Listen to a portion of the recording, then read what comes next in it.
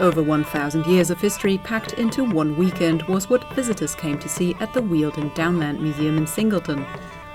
The Living History Festival allowed them to step back in time, as over 200 reenactors from all over the country got together to represent a diversity of periods from the past.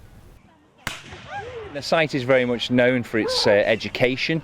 This is a slightly different thing. It's a larger focus on an event-based education delivery, so it's soft education really. We're celebrating history, trying to bring it to life really over a period of about 1,500 years, starting with the Romans, the Anglo-Saxons, right the way through the medieval period. There's quite a large medieval component to the event, Tudors, really right the way through, and bringing it very much up to date through the 19th century and into the 20th century. You've got reenactment from both World Wars here, quite a large contingent from the First World War here, and really everything in between. So, as I say, the largest event of its kind that we have held here.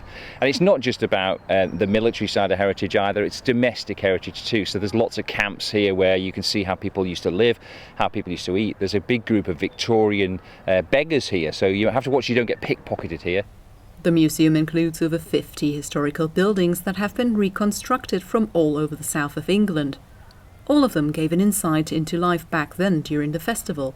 A highlight of the weekend was the medieval jousting shown here for the first time, seeing Sir Mark and Sir Nicholas competing against each other in an exciting tournament. The goal of jousting is not necessarily to knock your opponent off, but to strike them extremely hard and break your lance, hopefully on their shield, and that shows that you are striking accurately and strongly. You need to be in complete control of the horse, not only its speed but also direction. The horses can go up to 30 miles an hour, which gives a closing speed of 60, which means that you've got a split second to drop your lance onto target before you've gone past. And if you drop your lance too early, then actually you'll hit your opponent's lance and you'll miss their shield, therefore making it a bad break and you won't score the points. So it's really all about muscle memory. It's about calming yourself so that you have a completely clear head and you can be in complete control of both horse and lance. After a tight fight, Sir Mark managed to assert against Sir Nicholas, despite being sat on a rather fiery horse. When it's so close, and you can tell from the scores as it goes along, that there's still everything to play for, even with the last run. And Nicky had better control of her horse. He was, whereas mine, he was very spirited and didn't want to stop at all, which made it a little bit harder. But they got there in the end. Mark has been jousting for almost 15 years now, which might have given him some advantage, whilst Sir Nicholas has been practicing the unique sport for around 10 years, and to the surprise of some, turned out to be the first woman to joust at English heritage sites. To be given the opportunity to be the first woman to joust at English heritage sites was amazing.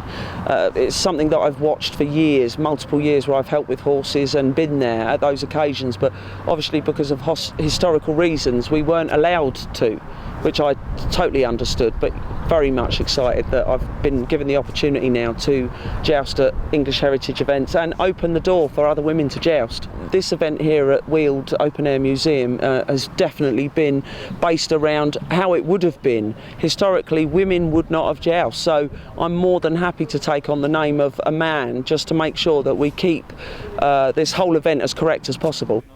Women have been jousting since the 1970s, and Nicky is hopeful that now, as strict historical accuracy has been abandoned for gender equality, more women will get into the adrenaline-filled sport. A lot of the challenge with jousting is actually keeping very calm, and even though you're in 38 kilos of metalwork, you've got to be aware of what you're doing is connected with the horse and mentally what the horse is feeling. If you don't stay calm, even though you're full of adrenaline and all you want to do is gallop round screaming and shouting and running and hitting wood, but you've got to just take your time and keep a lid on it. And also you're there to entertain the public, so you don't want to be too insular.